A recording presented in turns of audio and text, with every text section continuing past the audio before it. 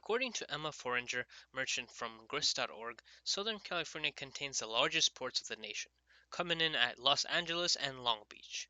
And in 2014, more than $360 billion worth of goods entered from the Asian Pacific. Now, the pollution of the ports itself is a huge concern, but once the goods are here, where do they go before it reaches store shelves or the customer's doorstep? It is indeed warehouses which have negatively impacted communities of color in more ways than one.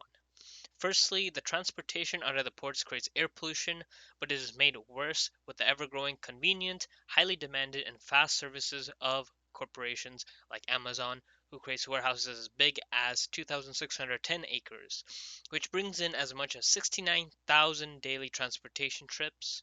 The consequences to anyone living around these warehouses, according to Foranger, is higher risk of heart disease, asthma, bronchitis, cancer, and more.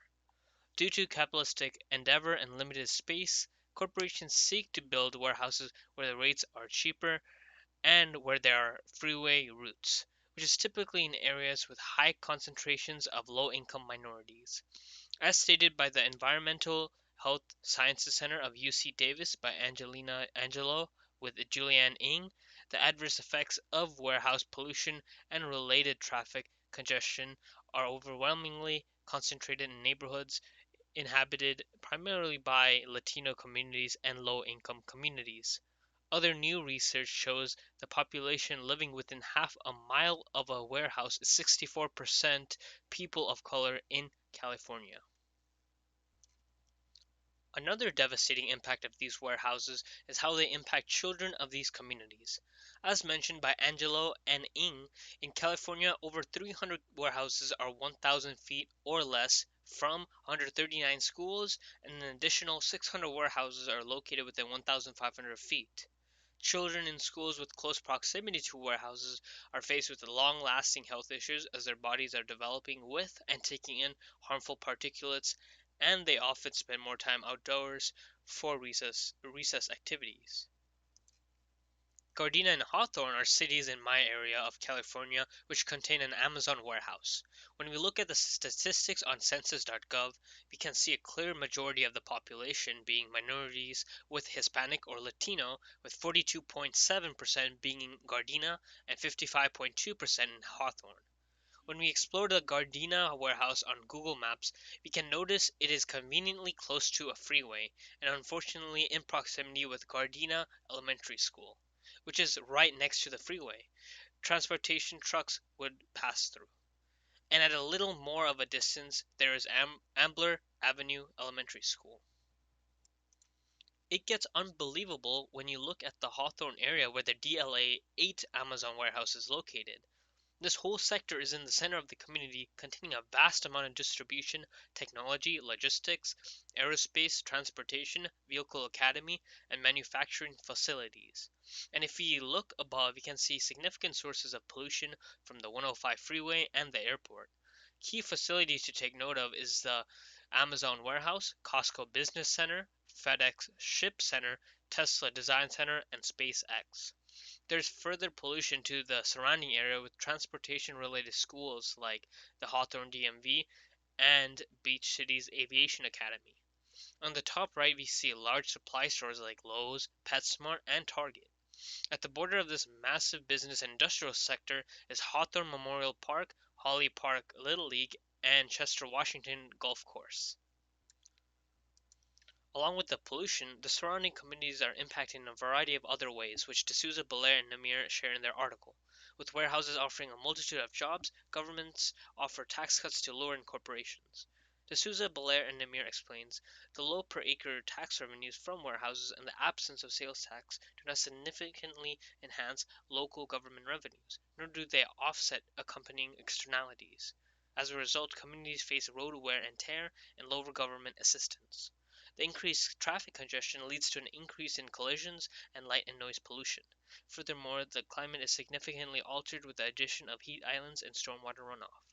Although these warehouses bring in more jobs, Foranger reports that these jobs are low wage, are temporary, and hazardous due to not complying with safety regulations according to California health and safety inspectors. Even though they are paid minimally and are faced with high risk of injury, people take the jobs out of desperation and limited opportunities. Pello, Polito, and Pardo offer an explanation on why this is happening to these communities and what needs to change. Polito states disposability and the unequal differentiation of human life and racism enshrines the inequalities that capitalism requires. Essentially, Polito explains that capitalism is breeding racism, as capitalism requires continued growth to one up the competition. Thus, cutting corners and producing differential value in certain areas of production is created by these corporations to increase profits.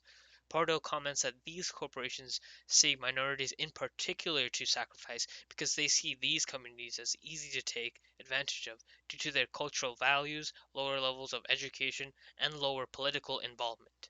And this results in less opposition.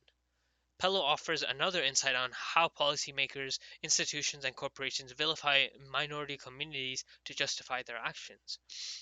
Pello cites Mills's argument that people of African descent, for example, are considered black trash by policymakers and institutions that perpetrate environmental racism because these populations are frequently associated with filth, waste, and uncleanliness in the popular imagination. So locating pollution in their communities actually makes cultural common sense. Now, how do we combat these large corporations, discrimination, and pollution? Pello offers how we can make change, and that is through the idea of racial indispensability, which is a perspective which sees people of color as members of our society, are core participants in our social systems, are members of our socio-ecological systems, and are therefore key to ensuring the continued functionality, sustainability, and resilience of our society and planet. Through this lens, Pello calls to point out the perspective of exclusion, marginalization, and discrimination.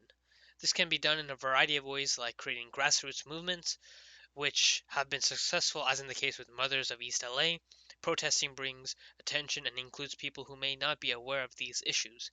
As Pello mentions, white communities rely on communities of color for support, so when we expose the issues and indifference on the well being of communities from our governments and corporate neighbors, people will be more mindful with their votes. Something I think would be great to focus on in the grassroots scene is calling for stricter buffer zones in lengths of miles, not feet. I think these industrial sectors should be nowhere near homes and especially where children are present, like in the Gardena and Hawthorne examples.